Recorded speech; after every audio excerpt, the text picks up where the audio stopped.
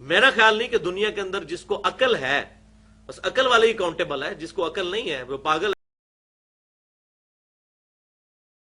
کہ سویا ہوا شخص ہے یا مجنون ہے یا بچہ ہے، ان تینوں سے اللہ تعالیٰ نے شریعت کا قلم اٹھا لیا ہے۔ لیکن جس کا انٹلیکٹ کام کرتا ہے، جس نے اپنی زندگی میں اتنی آبزرویشنز دیکھی ہیں اس کائنات کے اندر اللہ تعالیٰ کی اتنی نشانیاں، تو اس کے بعد تو ہر شخص اس رزلٹ تک تو ضرور پہنچتا ہے کہ یہ چیزیں بنانے سے بنی ہیں۔ آج اگر میں یہ سٹیٹمنٹ دوں کہ یہ بال پوائنٹ خود بخود کوڑے کے ڈھیر سے پلاسٹک جمع ہوا اور پگھلا اور پہاڑوں میں سے جو ہے وہ لوہا نکلا، اس کے اپنے آپ سپرنگ بنا اور اس طریقے سے پانی شامل ہوا اور یہ بال پوائنٹ تیار ہو گئی، تو کوئی بے وقوف آدمی بھی یہ سٹیٹمنٹ میری نہیں مانے گا کہ جناب اپنے دماغ کا علاج کروائیں، یہ اتنی کمپلیکس بال پوائنٹ کیسے بن سکتی خود بخود؟ تو یہ کائنات، اتنی بڑی کائنات خود بخود بن گئی ہے، کسی کے بنانے سے بنی ہے۔ اور پھر اس میں جو وہ بدماش قسم کے جو ایتھیسٹ لوگ ہیں، منکرین خدا، وہ کہتے ہیں جی وہ for the sake of argument ہم ایگری کرتے ہیں آپ کے ساتھ کہ یہ جتنی کائنات ہے یہ کسی کے بنانے سے بنی ہے، ہم ایگری کرتے ہیں اس بات کے ساتھ، کیونکہ یہ کائنات اتنی کمپلیکس ہے، زندگی اتنی کمپلیکس ہے، انسان اتنا پیچیدہ اس کی کریشن ہے کہ بغیر بنائے بن ہی نہیں سکتی، ہم ایگری کرتے ہیں۔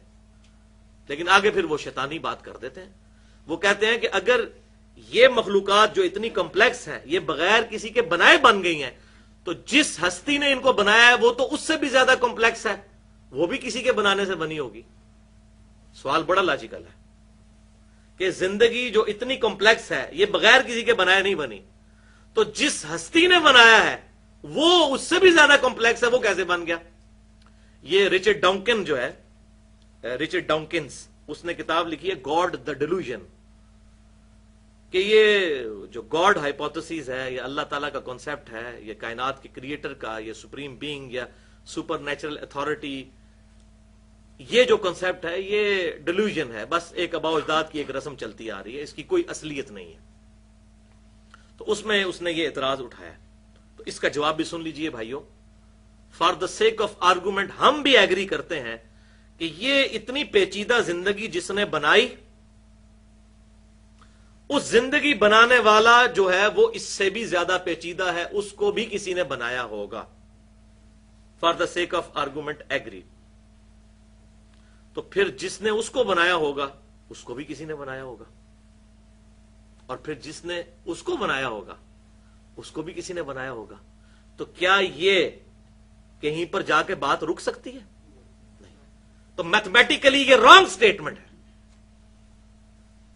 جبکہ پریکٹیکلی ہماری کریشن موجود ہے، ہم ہیں، اس کا مطلب ہے ہمیں بنانے والا کوئی ہے، اس کو بنانے والا بھی کوئی ہے، اس کو بنانے والا بھی کوئی ہے۔ تو یہ سٹیٹمنٹ تو کہیں رکے گی نہیں، اس کا مطلب ہے یہاں سٹیٹمنٹ میں کہیں فالٹ ہے۔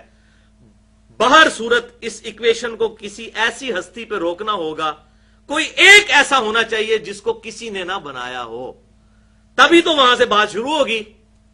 بات سمجھ رہے میری؟ ادروائز تو یہ چلتا جائے گا، اس کو بھی کسی نے بنایا، اس نے بھی، تو یہ اینڈ ہی نہیں۔ جبکہ اینڈ تو ہونا چاہیے، کیونکہ کہیں سے سٹارٹنگ پوائنٹ تو ہے، تو سٹارٹنگ پوائنٹ ایک ایسی ہستی ہونی چاہیے کہ جس کو کسی نے نہ بنایا ہو، تو بھائی وہی تو ہے لم یلد ولم یولد۔ اور میں حیران ہوا، میں اس پہ کافی تفکر کرتا رہا اور اس رزلٹ پہ پہنچا، اور میرے محبوب صلی اللہ علیہ وسلم نے اس کا جواب پہلے ہی ارشاد فرما دیا، مجھے بعد میں حدیث پتہ چلی۔ ایک حدیث تو آپ نے سنی ہوگی بڑی مشہور بخاری اور مسلم کی، کہ تم میں سے کسی کے پاس شیطان آتا ہے اور وہ کہتا ہے فلاں چیز کس نے بنائی؟ تم کہتے ہو اللہ نے۔ وہ پوچھتا ہے پہاڑ کس نے بنائے؟ تم کہتے ہو اللہ نے۔ وہ پوچھتا ہے درخت کس نے بنایا؟ تم کہتے ہو اللہ نے۔ تو الٹیمیٹلی وہ تم سے پوچھتا ہے کہ اللہ کو کس نے بنایا؟ تو تم سمجھ لو یہ شیطانی وسوسہ ہے، اسے جھٹک دو۔ یہ بخاری اور مسلم ہے۔ لیکن اس کا ایک طرق جامعہ ترمذی میں موجود ہے، اس میں آگے پتہ کیا الفاظ ہیں؟ جب تم سے یہ سوال کرے تو تم کہو لم یلد ولم یولد، یہ جواب ہے اس کو۔ اور یہ میتھمیٹیکلی ہم اس جواب تک پہنچے ہیں کہ یہ ایکویشن کسی ایک ایسے سے سٹارٹ ہونی چاہیے جس کا کوئی کریٹر نہ ہو، ورنہ تو یہ ایکویشن کبھی رکے گی نہیں، ایک فیکٹوریل پرابلم بن جائے گا۔ تو وہی بات دوسری فارم میں ہے، لم یلد ولم یولد، ایسی ہستی نے کہ جو کسی سے جنی نہیں ہے۔ اللہ اکبر کبیرہ والحمد للہ کثیرہ وسبحان اللہ بکرۃ واصیلہ۔